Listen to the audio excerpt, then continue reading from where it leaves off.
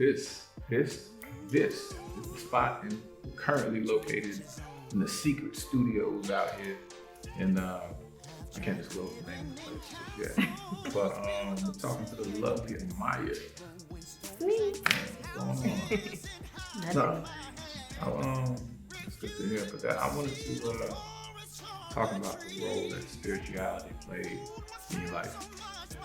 The role that spirituality played, I would say that it's had a primary role and a secondary role in my life. Initially, I would say primary because I am a woman of faith. I do believe in God. However, at the time when I lost my son RJ, I feel that I kind of put it in the back burner as secondary.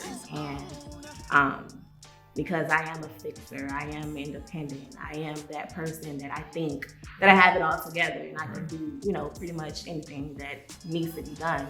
After I lost my son, I felt that I can fix it. I felt like I didn't need anything or anyone, and I kind of put that aspect behind me, that God was my healer, that God was, who I needed to look to in that situation.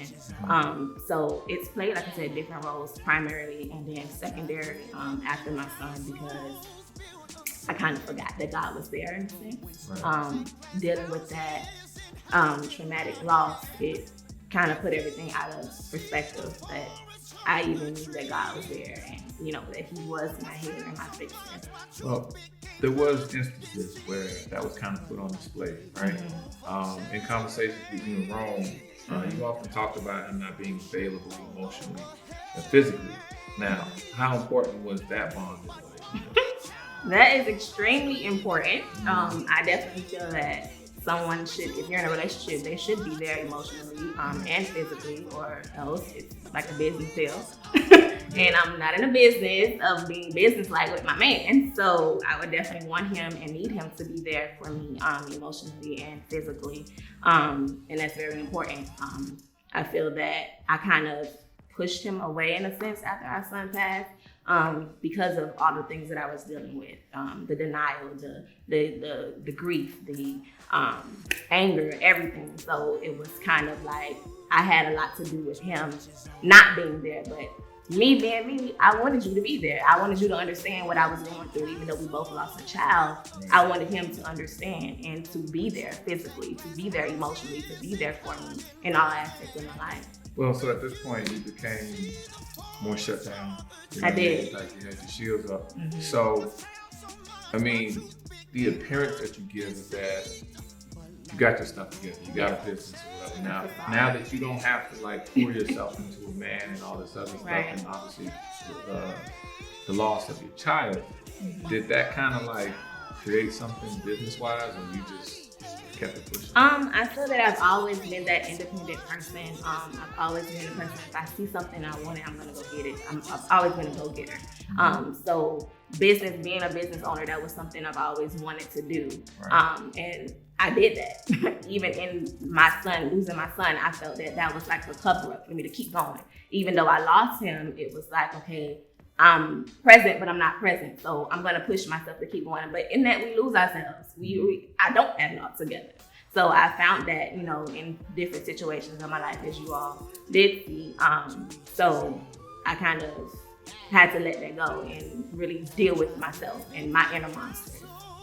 It's great that you bring that up, because I can see that you were hesitant at first about seeing a therapist, but you later were a little bit open to that idea. So what were some of the deciding factors that kind of, were the telltale signs for you to just make that move? Definitely, I would say, because I did feel like I had it all together, and I do feel like I'm the fixer. That was my hesitation, that I could fix it, that I can deal with this on my own. I didn't need help. I was in denial.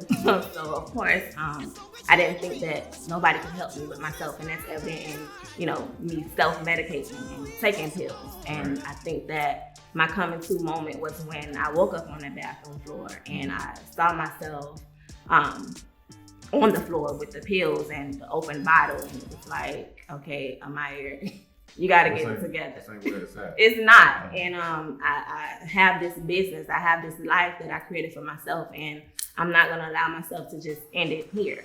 And then also that day, later in that day, when I saw Kyrie and, the situation that he dealt with his uncle, and that really put me on pause. Like, okay, we all have problems. We all, deal with struggles, and we have inner monsters, and we don't have it all together.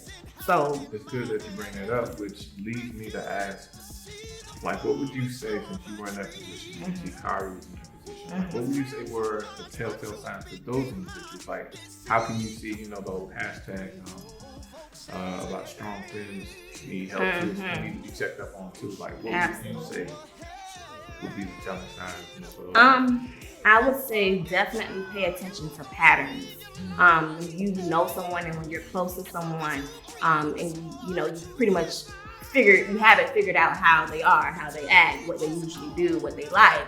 And then when those things start changing and those patterns, they change, especially after traumatic loss or experience, you want to zoom in and pay attention to that. I was always an outgoing person, like my best friend Luna. We go to clubs, we do all this stuff. Right. But after that happened, it was like I was in my own little world, depression set in, and my patterns changed. So that was definitely something that the people around me, would have or could have noticed about me, that I was sinking into my own monsters. And that's definitely something that you should pay attention to with someone that's dealing with that. Right.